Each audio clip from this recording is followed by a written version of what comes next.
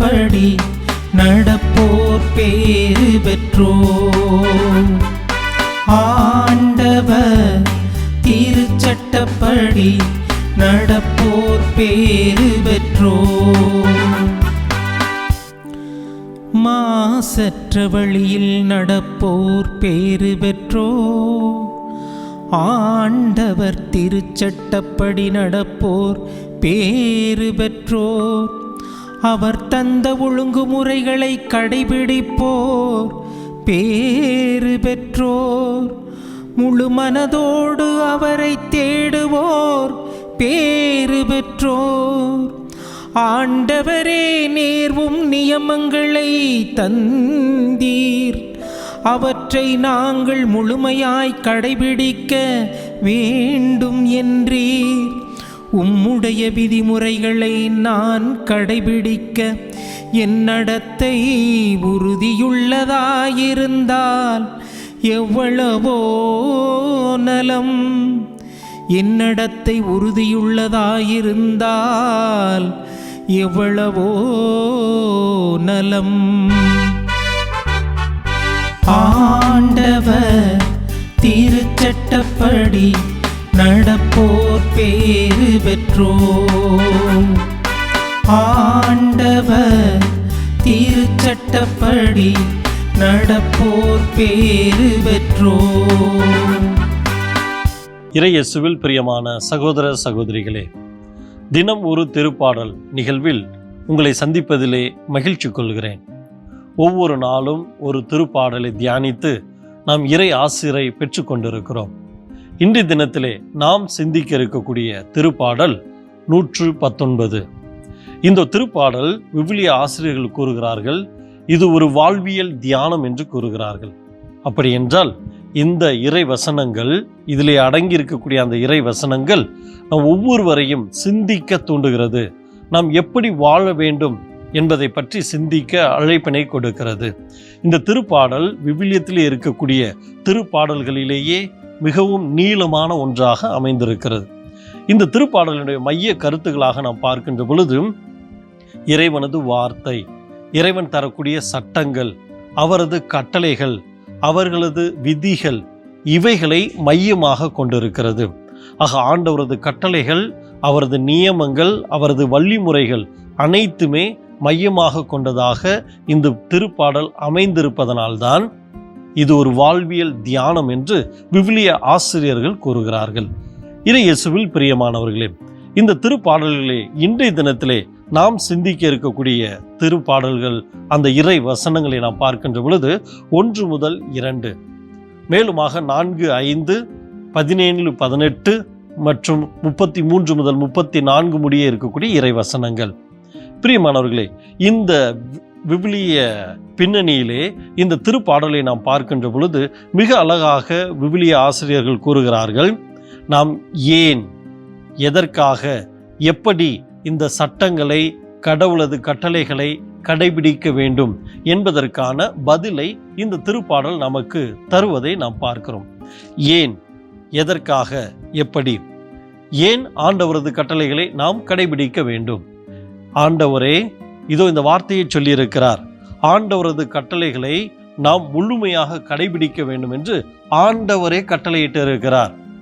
ஆண்டவரது கட்டளைகளை நாம் முழு மனதோடு கடைபிடிக்க வேண்டும் என்று ஆண்டவரே கட்டளையிட்டு இருக்கிறார். எனவே நாம் ஆண்டவரது கட்டளைக்கு கீழ்ப்படிந்தவர்களாக இருக்க வேண்டும். எப்பொழுது நாம் ஆண்டவரது கட்டளைகளுக்கு கீழ்ப்படிந்து இருக்கிறோமோ அப்பொழுது நாம் பேறு பெற்றவர்களாக இருக்கிறோம். நமது வாழ்க்கையிலே ஆண்டவரது கட்டளைகளை, அவரது நியமங்களை ஏற்று நாம் வாழுகின்ற பொழுது நாம் பேறு பெற்றவர்கள். இதைதான் 1 முதல் 2 முடிய இருக்கக்கூடிய அந்த இறை வசனங்களிலே நாம் பார்க்கின்றோம். ஆண்டவரின் ஒழுங்குமுறைகளை நெறி தவறாமல் கடைபிடித்து முழு இதயத்தோடு அவரை தேடுபவர்கள் பேறு பெற்றவர்கள். ஆண்டவரது ஒழுங்குமுறைகளை நெறி தவறாமல் கடைபிடிக்க வேண்டும் முதலாவது. இரண்டாவது, முழு மனதோடு அவரது கட்டளைகளை நாம் கடைபிடித்து ஒழுக வேண்டும், வாழ வேண்டும், தேட வேண்டும்.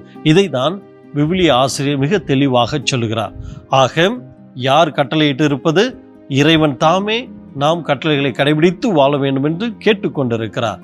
இரண்டாவது, நாம் எப்படி வாழ வேண்டும்?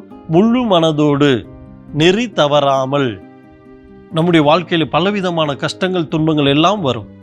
அந்த நேரங்களில் எல்லாம் இறைவனது வார்த்தையை கேட்டு அதன்படி நாம் நடக்கின்ற பொழுதுதான் நாம் பேறு பெற்றவர்களாக மாற முடியும். முழு இதயத்தோடு ஆண்டவரது கட்டளைகளை நமது இதயத்தில் ஏற்று அவரையே நாம் தேடுகின்ற பொழுதுதான் நாம் பேறு பெற்றவர்களாக மாற முடியும். இதைதான் ஆண்டவரே சொல்கிறார். 17, 18, 33, 34 இறை வசனங்களிலே நாம் பார்க்கின்ற பொழுது எப்படியெல்லாம் நாம் ஆண்டவரை அணுகி வர முடியும், எப்படியெல்லாம் நாம் ஆண்டவரது வார்த்தைகளை கேட்டு அதன்படி நடக்க முடியும் என்பதற்கான பதிலை திருப்பாடல் ஆசிரியர் நமக்கு தெளிவுபடுத்துகிறார். முதலாவதாக அவர் சொல்வது, ஆண்டவரது கட்டளைகளை கடைபிடிப்பதில் நமது காலடிகள் உறுதியாக இருக்க வேண்டும். ஏனென்றால் துன்பங்கள், இக்கட்டுகள் சூழ்ந்த இந்த காலத்திலே நாம் வாழ்ந்து கொண்டிருக்கின்ற பொழுது நாம் பல விதங்களிலே, பலவிதமான நேரங்களிலே நாம் நெறி தவறி சென்று கொண்டிருக்கிறோம். இதோ திருப்பாடல் ஆசிரியர் சொல்கிறார், ஆண்டவரை நோக்கி நாம் வர வேண்டும் என்றால் நமது காலடிகள் உறுதியானதாக இருக்க வேண்டும். நமது வார்த்தைகள், சொல், செயல், சிந்தனை எல்லாம் ஆண்டவரை பற்றியதாகவே இருக்க வேண்டும். அப்பொழுதுதான் நாம் பேறு பெற்றவர்களாக மாற முடியும். அதை தான் திருப்பாடல் ஆசிரியர் கூறுகிறார். எனவே முதலிலே ஆண்டவரது வார்த்தையை நாம் கடைபிடிக்க வேண்டும் என்றால் நமது கால்கள் உறுதியாக இருக்க வேண்டும், நிலையானதாக இருக்க வேண்டும், விசுவாசத்திலே நாம் திளைத்தவர்களாக இருக்க வேண்டும். எத்தனை துன்பங்கள், இன்னல்கள் வந்தாலும் ஆண்டவர் எனக்கு இருக்கிறார் என்ற துணிவோடு அவரிடத்திலே நாம் வரக்கூடியவராக, அவரே நமக்கு பாதுகாப்பாக, அரணாக இருக்கிறார் என்பதனை ஏற்றுக்கொண்டு அவரிடத்தில் வரக்கூடிய மக்களாக நாம் இருக்க வேண்டும் என்று திருப்பாடல் ஆசிரியர் கூறுகிறார். அடுத்ததாக அவர் சொல்கிறார், ஆண்டவரது நியமங்களின் வழியை ஆண்டவரே நமக்கு கற்பிக்க வேண்டும் என்று நாம் கேட்க வேண்டும். அவரது வழிமுறைகளை ஆண்டவா நீரே எனக்கு கற்பியும் என்று நாம் அவரிடத்தில் கேட்க வேண்டும். மேலுமாக இறுதி வரையிலும் அவரது கட்டளைகளை கடைபிடிக்கக்கூடிய நல்லதொரு பிள்ளைகளாக அறிவினை, ஞானத்தினை அவரிடமிருந்து வேண்டி நாம் பெற்றுக்கொள்ள வேண்டும் என்றும் திருப்பாடல் ஆசிரியர் கூறுகிறார். அதோடு மட்டுமல்லாமல் நல்ல உடல்நல சுகம் நமக்கு தேவை. அப்பொழுதுதான் ஆண்டவருக்கு உகந்த பிள்ளையாக நம்மால் இருக்க முடியும். எப்பொழுதெல்லாம் நாம் நல்ல உடல்நல சுகத்தோடு இருக்கிறோமோ அப்பொழுதெல்லாம் நாம் ஆண்டவரது வார்த்தையை நாம் திறம்பட கேட்க முடியும். அவரது வியத்தகு செயல்களை கண்டு ஒவ்வொரு நாளும் நாம் ஆண்டவரை போற்றி புகழ முடியும். எனவே திருப்பாடல் ஆசிரியர் மிக தெளிவாக சொல்லுகிறார், ஏன் ஆண்டவர் தாமே கட்டளை கொடுத்திருக்கிறார். அவர் தாமே நம்மை கட்டளை கொடுத்து நாம் நெறி தவறாமல் வாழ வேண்டும் என்பதற்காக அந்த கட்டளைகளை அவர் கொடுத்திருக்கிறார்.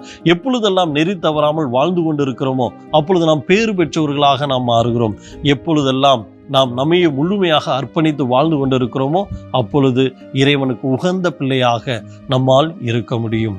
பிரியமானவர்களே, சிந்திப்போம், ஜெபிப்போம். அன்பு தந்தையே இறைவா, இதோ இந்த வேளைகளிலே நாங்கள் இறைவனது வார்த்தையை திறம்பட கேட்டு முழு மனதோடு அதை பிறருக்கு எடுத்துச் சொல்லி அதன்படி வாழக்கூடிய நல்லதொரு உள்ளத்தை எங்களுக்கு தந்து இந்த நாளை நிறைவாக ஆசீர்வதிக்கும்படியாக வேண்டிக் கொள்கிறோம். ஆமேன்.